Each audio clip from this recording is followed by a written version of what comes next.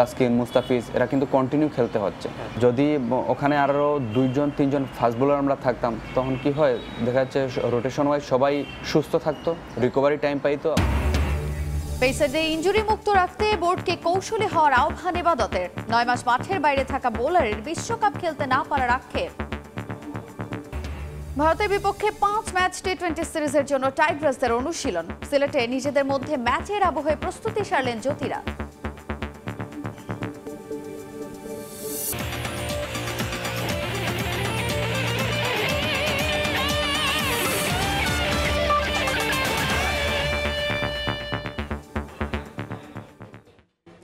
বিশ্বের নানা প্রান্তে খেলাধুলার খবর নিয়ে আমাদের নিয়মিত আয়োজন খেলার সময়, আর এই আয়োজনে আপনাদের সঙ্গে আছি তাজিন খন্দকার। ক্যারিয়ার সেরা ফর্মে থেকে বিশ্বকাপ খেলতে না পারার কষ্ট এখনো তাড়িয়ে বেড়ায় ইবাদত হোসেনকে। তবে প্রায় বছর খানেকের অপেক্ষা শেষে সিলেট এক্সপ্রেস মাঠে ফিরতে প্রস্তুত পাকিস্তান সিরিজের আগে।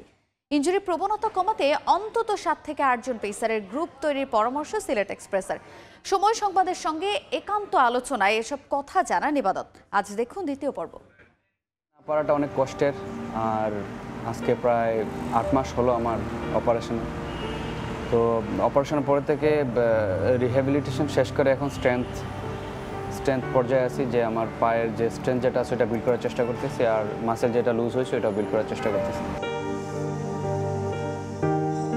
ডিপিএল এর ম্যাচে আবাহনীর ডাগ আউটে ইবাদত হোসেন, তাসকিন শরীফুলদের খেলতে দেখে নিশ্চয়ই কষ্টটা তীব্র হয় সিলেট এক্সপ্রেসের। এশিয়া কাপ, বিশ্বকাপ এবং এবারের টি-20 বিশ্বকাপ ইবাদত খেলতে পারছেন না আরও একটি মেজর টুর্নামেন্ট। তবে অপেক্ষার প্রহর ফুরোচ্ছে মাঠে ফেরার দিনক্ষণ চূড়ান্ত এই ডানহাতি পেসারের। আমারও আপাতত এখন বড় কোনো ইভেন্ট নাই, সো তাড়াহুড়ো করতেছি না। আস্তে আস্তে এই সময়টা একটু বেশি নিচ্ছি যাতে রি-ইনজুরি হওয়ার চান্সটা যাতে কমে আসে। সো চেষ্টা করতেছি আর কি যে আগামী 3 মাসের মধ্যে আমি পুরো রিদমে যাতে বোলিংয়ে ফিরতে পারি ইনশাল্লাহ। ক্যারিয়ার সেরা ফর্মে থেকে ইনজুরিতে পড়েন ইবাদত হোসেন। 2023 বিশ্বকাপের আগে ওয়ানডে ফরম্যাটে রীতিমতো উঠছিলেন এই সিলেট এক্সপ্রেস। 2022 সালের হিসেব টানলে উইকেট শিকারের গড় হিসেবে তার আশেপাশেও ছিলেন না কেউ। সাকিব আল হাসানকে জিজ্ঞাসা করা হয়েছিল যে কোন প্লেয়ারকে তিনি মিস করছেন এই স্কোয়াডে, এবং সেখানে একটা নাম আসলে ইবাদত হোসেন সে ডিরেক্টলি বলেছিল। সবচেয়ে বড় জিনিস হচ্ছে ক্যাপ্টেন এবং টিম যখন মিস করে, এটা শুনতে পারাটা অনেকটা গর্বের যে দল আমাকে মিস করতেছে বা ক্যাপ্টেন আমাকে মিস করতেছে। আমি নিজেও আসলে ওয়ার্ল্ড কাপটা খুবই মিস করেছি। এটা তো ইনজুরিটা তো সাডেনলি হয়ে গেল। দেশের পেস বিপ্লব নিয়ে নানান উচ্চবাচ্য থাকলেও ইবাদতের ছিটকে যাওয়ায় মুদ্রার উল্টো পিঠ হয়েছে স্পষ্ট। তাসকিন শরীফুলদের ওপর টানা ম্যাচ খেলার ধকলে ভারত বিশ্বকাপে প্রভাব পড়েছে টিম পারফরমেন্সে। ইনজুরি এড়াতে তাই কেবল 3-4 জনের সীমাবদ্ধ না থেকে ইবাদতের পরামর্শ আরও বড় ফাস্ট বোলিং ডিপার্টমেন্ট গড়ার। আমি সাডেনলি ইনজুরিতে হওয়ার পরে যেটা বললাম যে মানে শরীফুল, তাসকিন, মুস্তাফিজ এরা কিন্তু কন্টিনিউ খেলতে হচ্ছে। যদি ওখানে আরও 2-3জন ফাস্ট বোলার আমরা থাকতাম তখন কি হয়, দেখা যাচ্ছে রোটেশন ওয়াইজ সবাই সুস্থ থাকতো, রিকভারি টাইম পাইতো। সত্যি কথা বলতে 7-8 জন থাকলে তখন রোটেট করে খেলা যাবে। Best of luck for your. দর্শক, এতক্ষণ কথা বলছিলাম সিলেট এক্সপ্রেস খ্যাত ইবাদত হোসেনের সাথে, যিনি কিনা ইনজুরির জন্য এই মুহূর্তে মাঠের বাইরে থাকলেও মাঠে ফেরার জন্য নিজের সর্বোচ্চ চেষ্টা চালিয়ে যাচ্ছেন। মিরপুর হোম অফ ক্রিকেট থেকে সাব্বির মিথুন, সময় সংবাদ, ঢাকা। জিম্বাবুয়ে সিরিজ ও বিশ্বকাপ সামনে রেখে 19 সদস্যের পুল নির্বাচন করেছে বাংলাদেশ ক্রিকেট বোর্ড। সাকিব ও মোস্তাফিজ দেশের বাইরে থাকায় 17 সদস্য নিয়ে 26 থেকে 28 এপ্রিল চট্টগ্রামে ক্যাম্প করবে বাংলাদেশ দল, জানিয়েছেন প্রধান নির্বাচক গাজী আশরাফ লিপু। বিশ্বকাপ বা জিম্বাবুয়ে সিরিজে কোনো ক্রিকেটার পরিবর্তন করতে হলে এই 19 জনের মধ্য থেকে বাছাই করা হবে বলে জানান তিনি। সাকিব আল হাসান জিম্বাবুয়ের বিপক্ষে কয় ম্যাচ খেলবেন তা এখনও নিশ্চিত নয়। আইপিএল থেকে ফিরলেও মেডিকেল টিমের অনুমোদনের পর ম্যাচ খেলতে পারবেন মোস্তাফিজ। নিয়মিত খেলার কারণে মেগা ইভেন্টের আগে ম্যাচের আদলে প্রস্তুতির সুযোগটা কমই হয়েছে এর আগে। এবার যেটুকু সময় পাওয়া গেছে তা কাজে লাগাতে চেয়েছে বিসিবি। প্রাথমিক দল ঘোষণা করে তাদের নিয়েই হবে প্রস্তুতি ক্যাম্প। বিসিবি ঘোষিত 17 সদস্যের সেই দলে নেই সাকিব আল হাসান। ফলে জিম্বাবুয়ে সিরিজের শুরুতে টাইগার অলরাউন্ডার থাকছেন না, এটা নিশ্চিত। কবে তাকে পাওয়া যাবে সেটার ব্যাখ্যা দিলেন প্রধান নির্বাচক। এই মাসের শেষ নাগাদ তিনি বাংলাদেশে আসবেন, এবং বাংলাদেশে আসলে দেয়ার ইজ এ পসিবিলিটি যে ডিপিএলে তিনি একটা দুটো ম্যাচ ওখানে একটা খেলার সুযোগ থাকবে। তারপরে আমাদের টিম ম্যানেজমেন্টের সঙ্গে ঢুকে যাবেন তিনি। টিমটা 28 তারিখে দিব, তখনই আমার মনে হয় এটা আপনারা ক্লিয়ার হয়ে যেতে পারবেন যে তিনি কয় ম্যাচের জন্য অ্যাভেলেবেল থাকছেন। 26, 27, 28 এই 3 দিন চট্টগ্রামে সেন্টার উইকেটে ম্যাচ সিনারিওতে প্র্যাকটিসটা করা হবে এবং দেখা হবে কে কত টার্গেটের কাছাকাছি পৌঁছাতে পারছে, অথবা বোলাররাও কী কারণে ব্যর্থ হচ্ছেন কিংবা সফল হচ্ছেন। আরেক অলরাউন্ডার মেহেদী হাসান মিরাজের জায়গা হয়নি প্রাথমিক দলে, ফলে টি-20 বিশ্বকাপ থেকে এক প্রকার কাটাই গেল মিরাজের নাম। আইপিএল খেলতে মুস্তাফিজ ভারতে থাকায় তাকেও রাখা হয়নি ক্যাম্পে। অবশ্য দেশে ফিরেই দলের সঙ্গে যোগ দিচ্ছেন নাফিজ।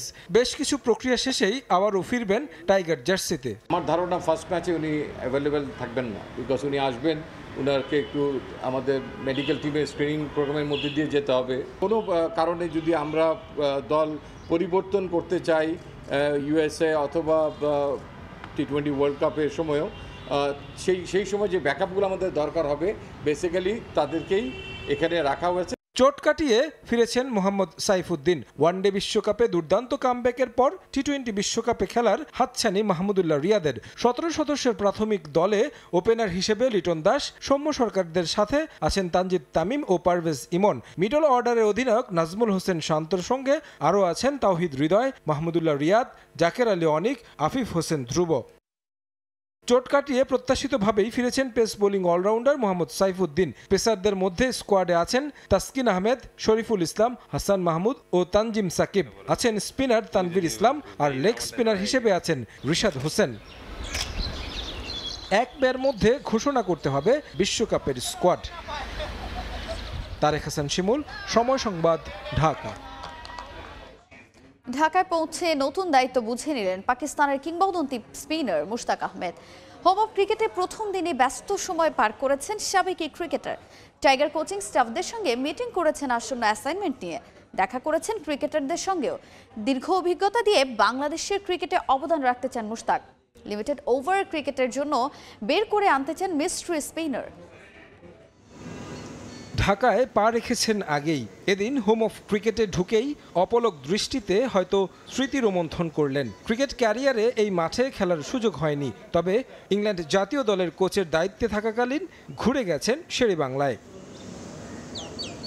নতুন spin bowling coach Mushtaq Ahmed বিসিবিতে এসে নিজের কাজ বুঝেই নেমে যান মাঠে, যার মধ্য দিয়ে বাংলাদেশ ক্রিকেটে সংযুক্তি হল স্পেশালিস্ট লেগ স্পিনার কোচ। খেলোয়াড়ি জীবনে টাইগারদের বিপক্ষে মোটে একটা ম্যাচ খেলার সুযোগ হয়েছিল, সেটাও 1998 সালে ওয়ানডেতে। বঙ্গবন্ধু স্টেডিয়ামে সেই ম্যাচেও স্পিন ভেলকি দেখিয়েছিলেন। 8 ওভার হাত ঘুরিয়ে 20 রানে শিকার করেছিলেন 2 উইকেট। এরপর টাইগার ক্রিকেটে পালা বদল হয়েছে, বিশ্ব ক্রিকেটে সুনাম কুড়িয়েছে বেশ।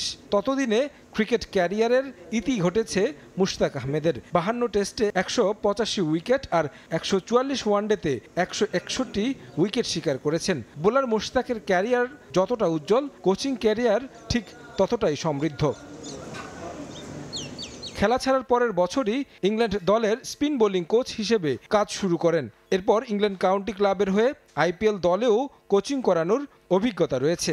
পাকিস্তান ও ওয়েস্ট ইন্ডিজ দলেও স্পিন বোলিং কোচ হিসেবে ছিলেন মুশতাক। বাংলাদেশে এসেও ভালো কিছু করার তাড়না স্পষ্ট। স্পিন বোলিংয়ে নতুনত্ব আনার সঙ্গে অন্যদের সঙ্গে একটা ব্যবধান গড়ে দিতে চান Mushtaq. It's always a great experience, to be honest. I'm here to make a difference. Inshallah, I will make a difference. We can figure out, like if we can find a good leg spinner or good chinaman, because now wide ball cricket, especially it's a need to be in middle overs. You need to have a spinners who can get you wickets, and it's very important to look for mystery spinners. We can meet lots of club cricket coaches and first class coaches. এই পাকিস্তানি কিংবদন্তিকে নিয়োগের সঙ্গে tiger coaching panel এখন পরিপূর্ণ। যোগ দিয়েছেন coaching প্যানেলের অন্য সব সদস্যরাও। সবার সঙ্গে পরিচিতি পর্ব আর কুশল বিনিময় পর্ব শেষ করেন। ঢাকায় এসেই 2 দফায় টিম ম্যানেজমেন্টের সঙ্গে মিটিং করেছেন হেড কোচ চান্ডিকা হাতুরু সিংহে।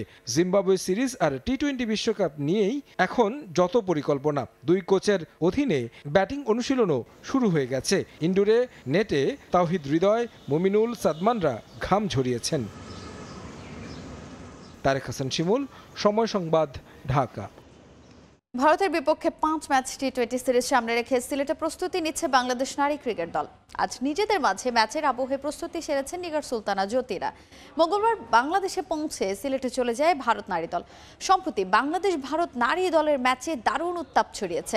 এই সিরিজেও হাড্ডাহাড্ডি লড়াইয়ের আভাস পাওয়া যাচ্ছে। মূল লড়াইয়ে নামার আগে নিজেদের ভুল শুধরে নেওয়ার কাজটা করে নিয়েছেন ক্রিকেটাররা। প্রখর রোদের মাঝে নিজেদের মাঝে ম্যাচের আবহে অনুশীলন করেছেন তারা। প্রতিটি ক্রিকেটারকে একটি নির্দিষ্ট লক্ষ্য দিয়ে বোলিং এবং ব্যাটিং করানো হয়েছে। দায়িত্ব কতটুকু পূরণ করতে পেরেছেন তা দেখে ক্রিকেটারদের নির্দেশনা দেওয়া হয়েছে। এবছর সেপ্টেম্বর অক্টোবরে বাংলাদেশে বসবে নারী টি20 বিশ্বকাপের নবম আসর। সংক্ষিপ্ত সংস্করণে বিশ্বকাপের প্রস্তুতির অংশ হিসেবে ভারতের বিপক্ষে সিরিজটাকে গুরুত্বপূর্ণ হিসেবে দেখছে বাংলাদেশ দল। এ নিয়ে মোট তৃতীয়বারের মতো টি20 সিরিজ খেলতে বাংলাদেশে এসেছে ভারত। 28 এপ্রিল প্রথম ম্যাচে মাঠে নামবে দু দল।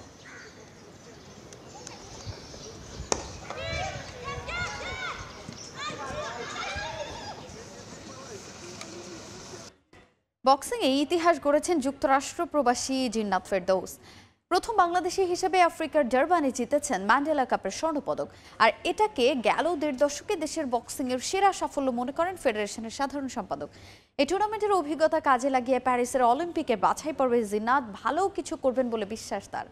দেশ পার্টিসিপেট করেছে, ও 4 জনকে বিট করে তারপর সে গোল্ড মেডেলটা অর্জন করছে। সেটা সাউথ আফ্রিকার ডারবানে খেলা হয়েছে, সেটা হচ্ছে ম্যান্ডেলা কাপ। অনেক বড় একটা সফলতা আর কি বক্সিং এর জন্য। 27 দেশের এই টুর্নামেন্টে স্বর্ণ জয়ের পথে জিন্নাত হারিয়েছেন ইথিওপিয়ার সেরা বক্সার গাজিয়া বেতেলহামকে। আর এটাকেই সাম্প্রতিক সময় দেশের বক্সিংয়ে সেরা সাফল্য মনে করছেন সাধারণ সম্পাদক। এই টুর্নামেন্ট জয়ের অভিজ্ঞতা কাজে দিবে আসন্ন প্যারিস অলিম্পিকের বাছাই পর্বে। মে মাসের 25 তারিখে আমাদের বক্সাররা যাবে, 21 তারিখে যাবে। জিনাতের যে পারফরমেন্সটা, তার মেধা বলেন, তার যে এক্সপিরিয়েন্স বলেন, তার ফাইটিং টেন্ডেন্সি যেটা বলেন, যেটা আসলে ম্যাচ খেললে যে পরিমাণ এক্সপিরিয়েন্স গেদার হয়, প্র্যাকটিসে কিন্তু সেই পরিমাণ হয় না। সেদিক দিয়ে যদি বিচার বিশ্লেষণ করেন, আমার দৃঢ় বিশ্বাস ভালো কিছু আশাই করতে পারে আগামী 25 তারিখ থেকে যে ফাইটটা হবে। বাংলাদেশে বক্সিংয়ের জনপ্রিয়তা খুব একটা নেই, আর নারীরা এই খেলায় আসতেই চান না। তবে জিন্নাতকে দেখে এখন অনেক নারী আগ্রহী হচ্ছে এই বক্সিংয়ে। তাই নারীদের বক্সিং নিয়ে নতুন করে পরিকল্পনা সাজাচ্ছে ফেডারেশন কর্তারা। আমরাও নারী বক্সিং এর জাগরণ তৈরি করার চেষ্টা করতেছি। আর জিনাত আমাদের অনেক বড় একটা এক্সাম্পল। জিনাত যখন বাংলাদেশে খেলাধুলা করতে আসলো, এশিয়ান গেমস করার জন্য এখানে প্র্যাকটিস করলো, আপনাদের মাধ্যমে যখন এটা ফোকাস হলো, তখন অনেকে আমাকে ফোন দিছে কিভাবে আমরা মেয়েরা বক্সিং করতে পারি বা কি। আগামী নভেম্বর ডিসেম্বরে ভালো একটা টুর্নামেন্ট মেয়েদেরকে নিয়ে একটা ভালো একটা ক্লাব কাপ টুর্নামেন্ট করার চিন্তা ভাবনা আমাদের আছে ছেলেদের পাশাপাশি, এবং জিনাতকেও সেখানে পার্টিসিপেট করানোর জন্য আমরা চেষ্টা করব। থাইল্যান্ডে প্যারিস অলিম্পিকের বাছাই পর্বে নারীদের মধ্যে জিন্নাত আর পুরুষদের বক্সিংয়ে অংশ নেবেন সেলিম হোসেন, আবু তালহা ও মোহাম্মদ হোসেন আলী। তামিম হোসেন, সময় সংবাদ, ঢাকা। ডিজিটাল সেবাদাতা প্রতিষ্ঠান বাংলালিংক 2025 সাল পর্যন্ত বাংলাদেশের সব আইসিসি টুর্নামেন্ট সম্প্রচারের ডিজিটাল সত্ত্ব পেয়েছে। প্রতিষ্ঠানটির ডিজিটাল প্ল্যাটফর্ম টফিতে আগামী 2 জুন থেকে শুরু হতে যাওয়া টি20 বিশ্বকাপ সম্প্রচার মাধ্যমে এই কার্যক্রম শুরু হবে। ঢাকার একটি 5 তারকা হোটেলে আয়োজিত এক সংবাদ সম্মেলনে বাংলালিংকের সিইও এরিকস ও প্রতিষ্ঠানটির কর্মকর্তাদের উপস্থিতিতে আনুষ্ঠানিকভাবে এই ঘোষণাটি দেয় কর্তৃপক্ষ। টুর্নামেন্টগুলোর মধ্যে আইসিসি পুরুষ ও নারী টি20 বিশ্বকাপ 2024, আইসিসি পুরুষ চ্যাম্পিয়ন্স ট্রফি 2025 ছাড়া অনূর্ধ্ব 19 নারী বিশ্বকাপের মতো বেশ কয়েকটি গুরুত্বপূর্ণ ইভেন্ট সরাসরি সম্প্রচার করা হবে। আইসিসি টুর্নামেন্টগুলোতে বাংলাদেশের দর্শকদের নিরবচ্ছিন্নভাবে খেলা উপভোগ করার সুযোগ করে দিতে চায় প্রতিষ্ঠানটি।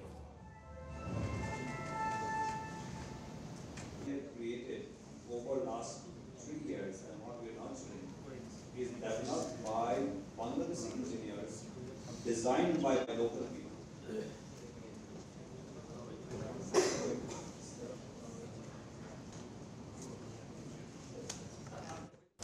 জেএফএ অনূর্ধ্ব 14 জাতীয় নারী ফুটবল প্রতিযোগিতায় চ্যাম্পিয়ন হয়েছে দিনাজপুর জেলা দল। ফাইনালে তাদের কাছে 3-2 গোলে হেরে যায় ঠাকুরগাঁও জেলা দল।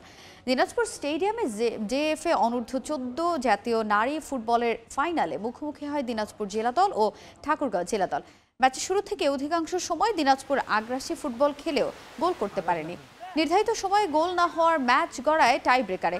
শেষ পর্যন্ত গোলরক্ষক শ্রাবন্তীর দাপুটে পারফরমেন্সে টাই ব্রেকারে দিনাজপুর 3-2 গোলে ঠাকুরগাঁও জেলাকে হারিয়ে শিরোপার উল্লাসে মাতে।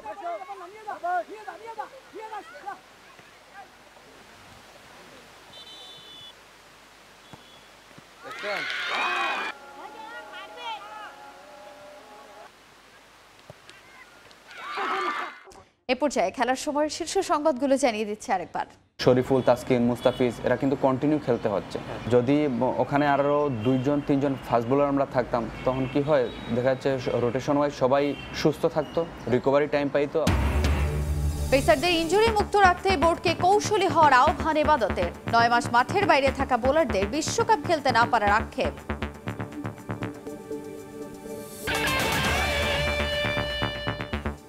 এই ছিল খেলার সময়ের এখনকার আয়োজনে। দুপুরের সময়ের সঙ্গে থাকবেন সহকর্মী নাবিলা সোহার। ধন্যবাদ নাজিম। দুপুরের সময় নিয়ে ফিরছি কিছুক্ষণ পর, সঙ্গেই থাকুন সময়।